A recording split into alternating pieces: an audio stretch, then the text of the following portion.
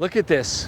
This is the Sony RX1R Mark III, brand new. It is replacing its predecessor, the RX1R Mark II, and it has been 9 years since that camera came out. It's been so long, I can't remember anything about it, so I thought I'd go on YouTube and watch the only YouTube camera viewer that I trust, myself, 9 years ago. God, I was so beautiful back then.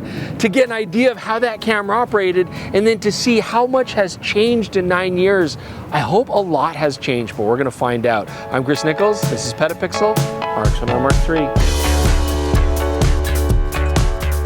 Hey, it's your buddy Jordan, and you know, one thing that's getting all kinds of people riled up about the RX1R III is the price of it. It's pretty expensive, but let me tell you about a sweet deal from our friends at Audiio that is definitely the opposite. Imagine you could get lifetime access to an incredibly varied library of rights-free music for all of your videos for only $500. Well, that's what Audiio generally offers, but I can do a whole lot better. For only $199, that's right, $300 off, you can get lifetime access to Audio's entire music library. But not only that, for a very limited time, they're gonna throw in lifetime access to their entire sound effects library as well. You want a whoosh? We all need a whoosh. Well, they have got all kinds of whooshes available for you, and that'll be included in that $199 lifetime music subscription. This is an incredible deal that's only available for a very limited time. So click that link in the description below and use coupon code PetaPixel199 to take advantage of this amazing deal, and just say it all together. Thank you, Jordan. You're very welcome for this awesome deal. So today you're gonna be hearing me make a lot of comparisons back and forth between the older camera and the newer camera, and I want to start off by talking about what things haven't changed. And one of the things that hasn't changed is the price. And I know you're saying, like, Chris, wait a minute, hang on. This camera's $5,100, that's insane, it's so expensive, but you know what? This is an expensive camera. I'm not saying it's not, but honestly, the original camera that came before it was also insanely expensive for the time. I remember everybody complaining about it back then, so that really hasn't changed that much. And another thing that hasn't changed at all, and this is quite surprising, is the actual lens unit itself. This is the same 35mm f2 sonar lens from Zeiss that we saw on the original RX1. So that's kind of interesting. Is it going to be able to support the new sensor? Is it getting long in the tooth? Did it need updating? We're going to judge all that for sure. You guys mind if I get a picture of you? Yeah? Thank you.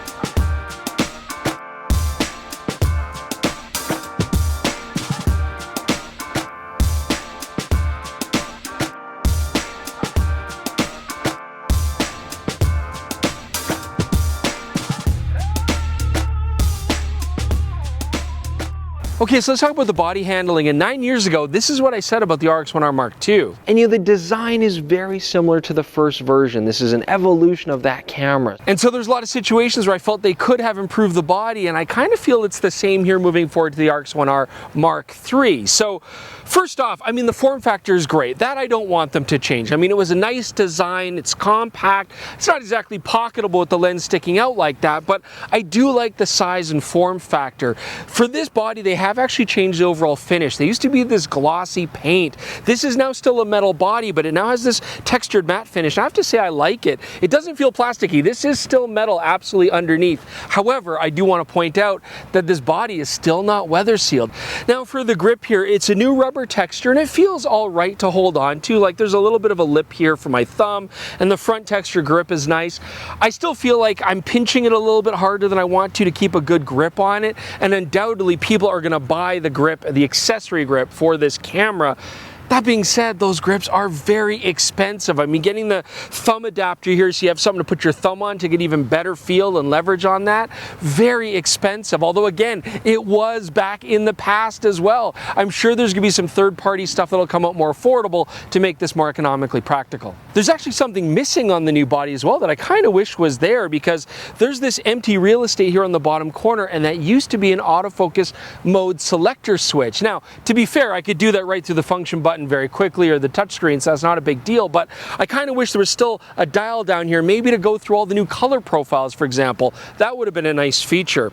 At least we still get that same threaded shutter button here right where the on-off button is, and yes, that does actually work with threaded cable releases, old school style. I like that. We got a classic mode dial on here, which is working the same, and it's got good resistance as you switch between it. Exposure compensation dial, again, I like the placement of it, and it is hard to turn by accident, so I dig that.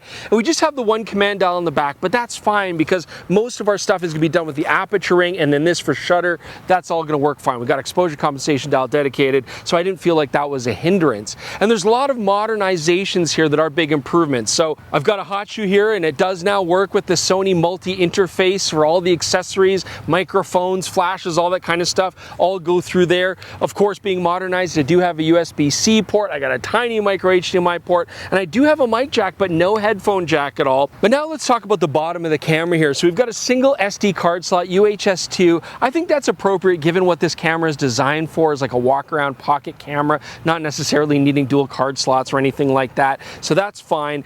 But then what about right next to it? Well, the battery. Let's see what old Chris had to say about that, except I'm old Chris now, like I'm older. But Young Chris. Young Chris. One of the things I've been kind of struggling with on the RX1R Mark II today is the battery life isn't great. We're still using that fairly small X-type battery. Battery life is not one of the pluses on this camera. Yeah, that old battery sucked. So now we have a W series battery. It's much larger. This is not a new type of battery. They've been around for a long time. You might even have some sitting around, but I do like that we get that extra battery life. That was something that really needed improvement. From a handling perspective, one thing that I really actually don't like is some of these supplementary buttons. So the garbage button, the playback button, the function button, the menu button, they've got this very kind of soft touch to them. The AF on button actually has a really nice positive press. The other ones have this very soft touch, and I keep finding myself wondering if I actually pushed it all the way. It's actually driving me kind of crazy. You might not have that same difficulty with it, but I'm not loving it. The other thing that I want to talk about that feels like a downgrade, honestly, is the displays. So now I'm going to talk about displays from the protection of this ring of mushrooms, which keeps me safe from evil fae folk and obnoxious fairies and the like, and it also lets me teleport instantaneously to other mushroom rings nearby. Okay, so displays have changed here quite a bit. Let's see what old Chris had to say about the EVF on the older camera. I mean, young Chris, dang. The eye cup that comes with it, that's kind of a pain because this design, that means you gotta take the eye cup on and off. I would have liked to have seen a viewfinder just fixed into the back of the body, sort of like the A6000. I think that would have worked well. Okay, so young Chris didn't love the fact that the EVF popped up, and he didn't really have anything to complain about as far as resolution goes because 2.36 million dots, well, that was state of the art back then, but now old Chris has some issues. So first off, I do like the fact that this is now fixed in place, absolutely. As adorable as the pop-up EVF was, it was an extra step that would slow you down, and you know, there's some risk of it getting hit or damaged or misaligned, but also it made the eye cup really annoying because you couldn't leave it on when you popped up that EVF. Now I've actually got the eye cup attachment on here. It's really nice, fixed in place. I feel like it's not going anywhere, and I can just bring the camera to my eye and have the EVF. My major complaint here though is that the resolution hasn't changed. Still 2.36 million dots, and honestly, for such an expensive camera, I really feel like this should have been higher, like at least 3.69, if not 5.76. I get that they've got a lot of displays maybe that they're using on cameras like the A7C II and the A7CR and stuff, but I don't care. This is a very expensive camera. It should have a higher resolution EVF. Okay, but now what about the back LCD panel? Let's see what young Chris thought about that. A touchscreen would have actually been a really nice addition. I'm kind of missing that. Okay, so we made one of his dreams come true. We've now got a touch panel on this. It's a very effective touch panel. They've also added the fact that you can swipe left and right to bring up some icons for extra touch functionality. Basically, it separates your quick menu onto the left and right side, and that works pretty well. But I can also swipe up if I just want to bring up the function menu really quickly. And more importantly, I now have the option to be able to touch focus, you know, move my focusing point around and stuff like that. And I really do appreciate having that now. However, it seems like by getting rid of the pop-up EVF, we also lost the ability for this touch panel to tilt. And as nice as it is to have a 2.36 million dot resolution LCD back panel, like incredibly high resolution for the back panel, I think a lot of photographers today are really going to miss the fact that this doesn't articulate in some way, even just for waist level finding, because this is going to be a really popular street photography camera, and especially coupled with the better real-time tracking autofocus and subject detections for humans and eyes and stuff, it's really nice to be able to discreetly compose from different angles using that back screen and trust that the autofocus will go where you want it to go, and I can't do that now, and that feels like a really big shortcoming. Anyways, let's get on with the rest of the review. It's Jordan jumping in here really quick, because you might notice that some of the shots in this episode look a little different than usual. Well, that's because I've been using the Ulanzi JJ06 GlideGo tripod, and it looks like any normal travel video tripod, but check this out. What's going on here? We've actually got two center posts on it, which gives us a lot of really cool creative potential. And what's really interesting is we have full rotation on the top column as well, so that means we can do some really interesting pans or 360-degree moves or hyperlapses using this. So we get some cool creative possibilities, but for me the biggest one is I can just get this as high as I need, even higher than I can actually reach with my gorgeous 6'3" body. This thing's gonna go up to almost 2 meters tall. While we were out today, I knew I was gonna be putting a pretty heavy camera on this, so I really wanted to make sure that all the locks were nice and tight, and then realized I forgot my multi-tool at home, and I panicked for about 3 seconds until I realized, oh yeah, that's right, they actually have right in the pan bar a full set of bits so you can tighten everything up. As well, there are plenty of tripods out there that are gonna give you a horizontal leveling column, but most of them require disassembling the entire center post. What's great with this is I just flick a switch, and you can see I'm ready to shoot right down on Chris, and I can't see the tripod legs in the shot. So the Ulanzi is definitely one of the most interesting travel video tripods I've seen, opening up some really cool creative opportunities. And if you want to check one out, just click the link in the description below. Thanks so much, Ulanzi, for sponsoring this episode. Okay, so one thing about this original 35mm lens is it does have this macro functionality right here from 0.2 meters to 0.35 meters. That's our macro capability. You do have to switch it into place, okay? So 0.3 meters to infinity is your general purpose range. And that is sometimes right on the cusp of like trying to do a close-up portrait of somebody and you're like, why isn't it focusing? Oh yeah, I gotta click over to macro. But you know, it's a minor annoyance. Now there are some things that I really do appreciate about the macro experience on this camera. So first off, it does get me close. I could shoot at f2 or f2.8 and just really blow that background into soft color. It does a beautiful job there. Also, the autofocus improvements really help me out for macro. Like I'm taking pictures of bees here on these flowers and I can put the focusing into insect detect, real-time tracking, and it just makes it so much easier and so much simpler than the struggle that I would have had with the original RX1R Mark II. But there's another difficulty that I'm really dealing with here, especially with macro, which is why I'm going to bring it up now, and that's the lack of any sort of image stabilization in the lens or any IBIS in the body. And I guess that's just a downside of keeping the exact same form factor and using the exact same lens as before. I mean, we're not going to get image stabilization added, and there's no space to put, you know, IBIS, I guess, in this small body with a full frame sensor, so we're out of luck, which means, you know, shots like this where I'd normally be happy shooting at 250th of a second or 1/25th of a second, I'm having issues because 60 megapixels now, it's going to show even your smallest mistakes. Even if it looks sharp here, I'm not necessarily confident that it's going to be sharp when I get it home on the computer and really pixel peep it. So I'm making sure that I crank my ISO up a little bit higher than I want to, getting into those really fast shutter speeds to control that. But if it had image stabilization or IBIS, that'd be useful for not just this, but I mean so many situations. So I believe back in the day there was some issue with Sony menus. I don't remember very well. Sony's menus are still not great. There's pages and pages of stuff. Doesn't quite make sense where they lay everything out. Yeah, they were terrible. I absolutely do remember. It's hard not to. It was traumatizing. But you know, Sony's come such a long way since then. I love the new menu systems. No issues with confusion. It's not convoluted. It works great.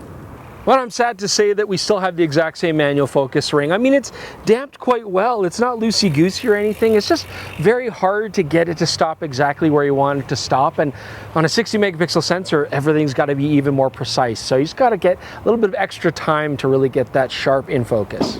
So the Sony RX1R Mark III does flush out its picture profile options. We've got a lot of fun styles on here. So we've now got 12 styles. Before we had things like instant and film, but now we've added film 2 and film 3, which are sort of cinematic color renderings from the FX series of cameras. You also get 6 options that you can customize. So you can take an existing simulation mode and then you can customize the contrast, the saturation, the curve, all that kind of stuff for yourself.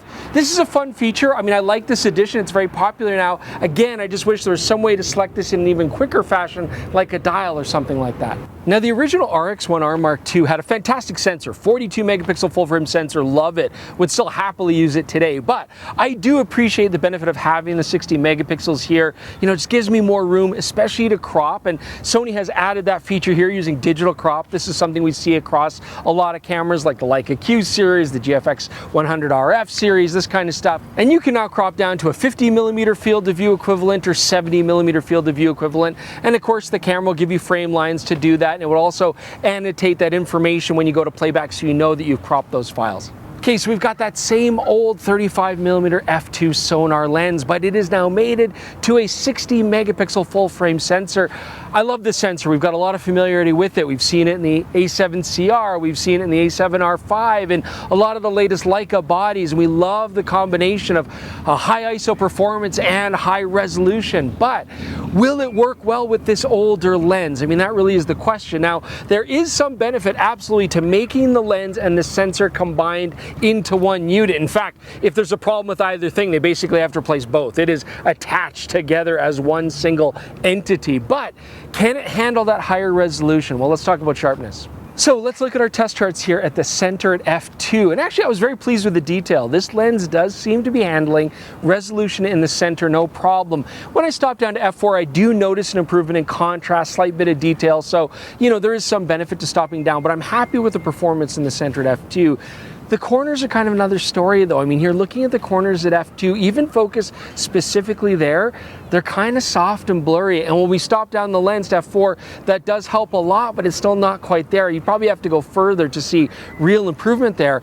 And if we look at something like, well, the Leica Q series, which have the same sensor and have a very similar lens, they're actually getting better performance, not only overall in the centers, I feel, I mean, it's slight there, but certainly with the corners as well. So we're starting to see that this lens is just not quite able to perfectly mate with this 60 megapixel sensor. Okay, so this may be an old lens, but at least it's got Zeiss T-Star coatings. I mean, this is a really nice lens set up that way. So let's talk about flare. Well, as you can see, again, contrast is really nice, even shooting towards bright subjects. What we do see, though, is some ghosting. It's kind of an issue. Even at f2, you can see that there's a fair amount of ghosting in the opposite corner. And as I stop down the lens, that's just going to get more vibrant, a little bit more clear. So that's something you got to watch for. It's kind of pretty in a way, but it can be distracting too. And now let's talk about chromatic aberrations. You can see younger me, you know, pointing out some of the things that we found here. So these chromatic aberrations specifically were more like LOCA, longitudinal chromatic aberration, where you get color fringing in the foreground and background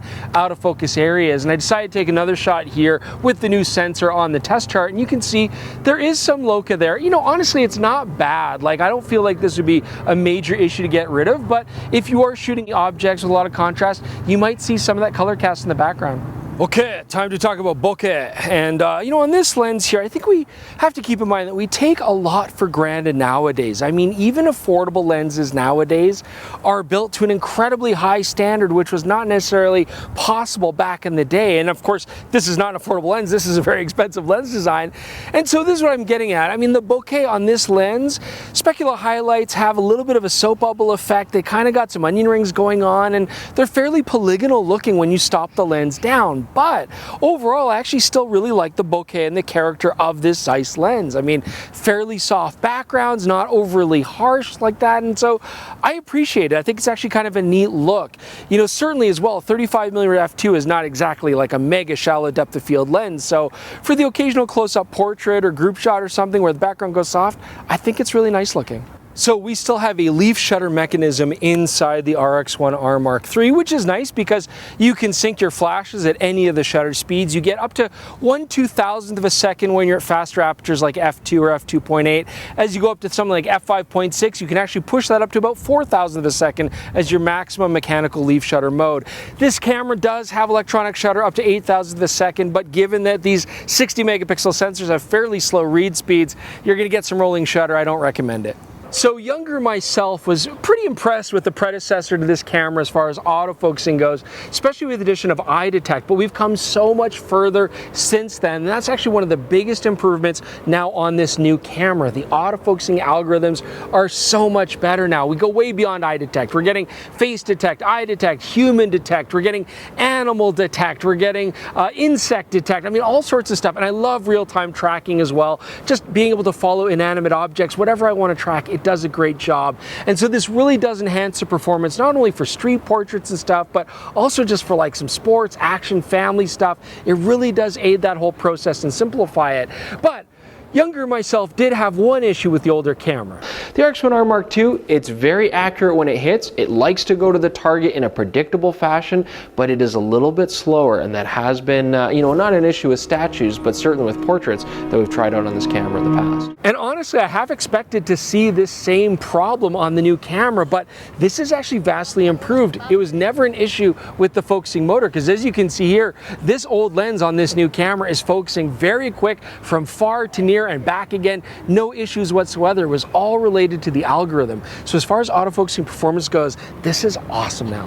Now there is one feature that's missing on this camera, which I'm okay with missing, and I was actually okay with it 9 years ago. Listen to what I said. This camera now incorporates a low pass filter effect. This is actually a filter that gets slid in front inside the camera. Really, really neat. Even without the low pass filter in place, I'm just not getting moire on this sensor. Honestly, on this particular RX1R Mark II, the feature becomes superfluous. So yes, indeed, the RX1R Mark III has done away with a low pass filter altogether, but this is very commonplace with today's cameras. We just don't need them like we did back then. The idea being that they were a way to avoid moire issues by slightly blurring the overall image, which of course hurts your detail. Well, nowadays, especially with sensors like this 60 megapixel where we've got such high pixel density, moire is just not really an issue, so it's not here in the camera, and I'm fine with that. So video on this camera was a very basic affair in the past, and it still kind of is, but the RX1R II, you're limited to 1080p. Well, I mean, look, let's hear what Chris with beautiful black hair said about it. This doesn't really need to have 4K, but if you're really hard up for that, you're not going to get it here. It's nothing that's going to shine. It's nothing that's going to inspire you. You got it here. You're not going to use it very often. So boy, if you're hard up for 4K now, you're gonna get it, which is great. But man, this is a 60 megapixel sensor. It's not ideal for 4K. You only get up to 4K 30, and there's gonna be some loss of detail to achieve that. If you want faster frame rates, you're looking at 1080 up to 120 frames per second. We are getting nice benefits though, like having S-Cinetone, and having S-Log. So you do have a little bit more flexibility if you want to be creative with the video out of this new camera. We're still not getting any IBIS though to help us out, or image stabilization, which is unfortunate, but this does have digital stabilization. I still do largely think though that video on this, as improved as it is going to be for more the casual user, somebody shooting family videos and stuff like that. And in that regard, it's going to do a great job. So how do I feel about this camera? Well, there's a lot of stuff that I like about it, and there's a lot of stuff that I don't. And I mean, the first thing, you thought we'd get through the whole video without me talking about the 35mm focal length. No way, Jose, do I want that lens. But look, everything that was fun about the original camera is fun here too, and everything that was expensive about the original camera is expensive here too, absolutely. But this is still a very compact camera that gives you very powerful image making capabilities. I love the manual controls that I have here. It's a fun tactile experience, and the autofocusing experience now here is so much better than it was before. I still feel like Sony had a real opportunity to really hit it out of the park and make this a dynamically different camera, especially maybe adding something like a new lens or image stabilizer, something like that. And it feels like for all the things that they've added, they've kind of lost other things here and there. So it feels, again, very much like an evolution of this camera, but with 9 years in between. I feel like maybe there could have been a bigger evolutionary leap. You know, this camera is going to have a lot of fierce competition with cameras like the Leica Q series or even the Fuji GFX100 RF. I mean, those are actually kind of pretty similar in price. I do want to give some context though. The Leica Q series, as much as I love them, they are physically quite a bit larger. Maybe that does give us benefits when it comes to having better lens performance and image stabilization. And so in some ways I think that's worth it, but they're also dramatically more expensive than this. Where I would still rather go is in a completely different direction. Because 9 years ago in my video, I did specifically test the older RX1R Mark II against a mirrorless camera with interchangeable lenses to see if the image quality was different. And the whole fixed integrated system did have some benefits. In this particular case, I feel like this sensor is pushing the lens just a little bit past its comfort zone. And so I feel like we're not going to get those same benefits here. And so that brings me to my final point that I want to make in my conclusion. That is that as cool as this camera is, I still think that its target audience is the exact same target audience as 9 years ago. And if I was spending the money, I would go in a different direction. I would get a Sony A7CR and then I would get interchangeable lenses. I mean, even that camera with something like this Sigma 35mm f2i series lens, which is optically fantastic, would basically give me the same, if not better, image quality than this setup. I would have interchangeable lenses. I'm still going to get the same EVF. I'm going to get a screen that actually rotates in the back panel a little bit. And with the lens and the body combination, I'll still save like $1,300 or $1,400. So that's how I would go, but I don't know that that's necessarily how you guys would go. We always appreciate the feedback, which is why we talk about it on the PetaPixel podcast. You can listen to it on all your favorite podcasting apps or just stick around on this channel and you can see us live in color with this gray hair, not the beautiful black hair I used to have. As well, consider supporting the channel by getting a PetaPixel.com membership, $3 a month, $30 a year, ads-free perusal of our website. You get a 25% discount on the merch store. You get a 5% discount on a lot of pre-owned gear on KH.com. That's huge, and there's more benefits beyond that. Anyways, guys, thanks so much for joining us. We'll see you soon with more on PetaPixel.